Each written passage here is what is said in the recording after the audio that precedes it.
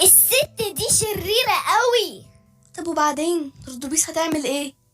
ممكن تسيبوه يحكي الحدوتة؟ كمل معلش. في نفس الوقت ملك البلاد كان عاوز يجوز ابنه الأمير، والأمير كان نفسه يتجوز واحدة يحبها، مش أي واحدة وخلاص.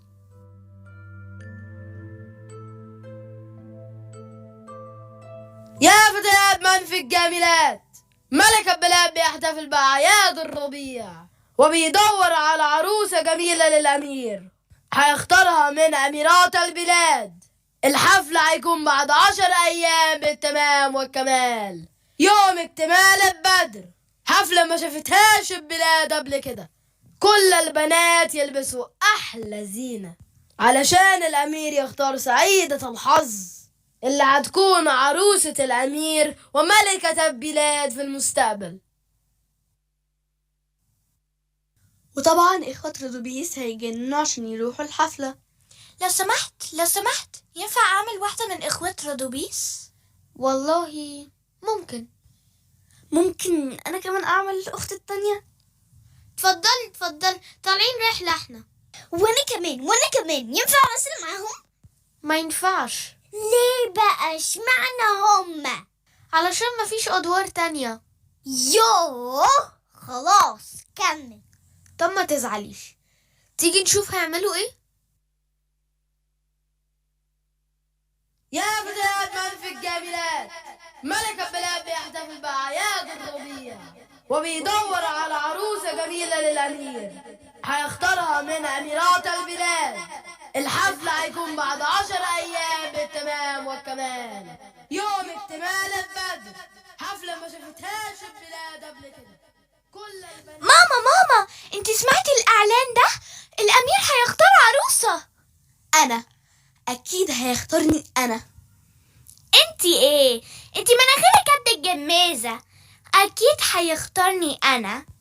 بس انتي وهي، احنا عايزين نجهز اجمل فساتين واجمل زينة.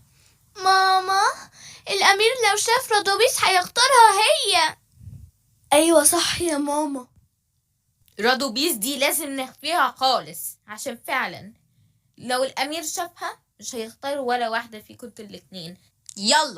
يلا عايزين نجهز، واياكو واحدة فيكم تجيب سيرة لرادوبيس.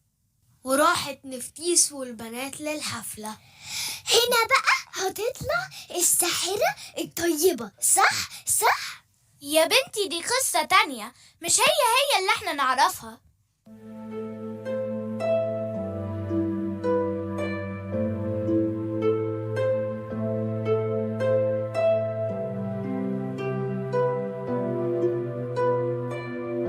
لو يبقى خيالي معايا نطير وتجيلي الدنيا في شكل أمير، لو يبقى خيالي معايا نطير وتجيلي الدنيا في شكل أمير.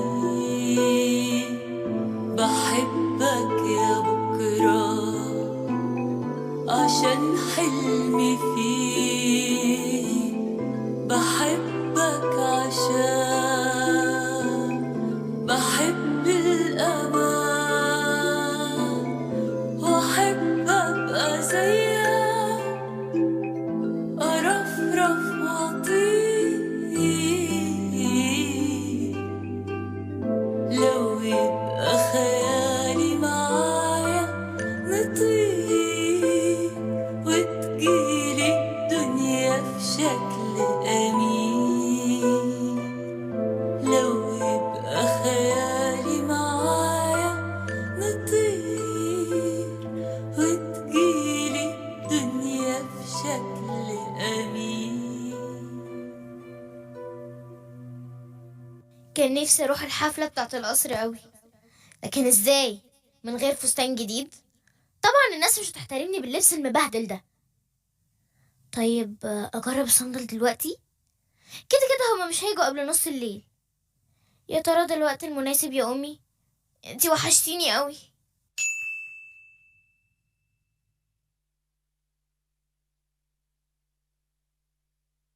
ايه ده؟ انا رجلي مش نظيفة، انا هنزل اخد بركة حابي الاول. مين حابي ده؟ حابي ده النيل صح؟ برافو عليكي. يعني ايه تاخد بركته؟ ما تقولي تستحمى في النيل وخلاص. احنا كنا بنقدس النيل وبنعتبره صورة من صور الإله، مش زيكم. علشان كده. وأول ما نزلت النيل ظهر صقر كبير وخطف فردة الصندل وطار. ايه ده؟ تعالى هنا، تعالى. يوه، حتى الصندل بتاع امي ضاع، مبقاش في حاجة من ريحتها. واضح كده انها مش راضية عني.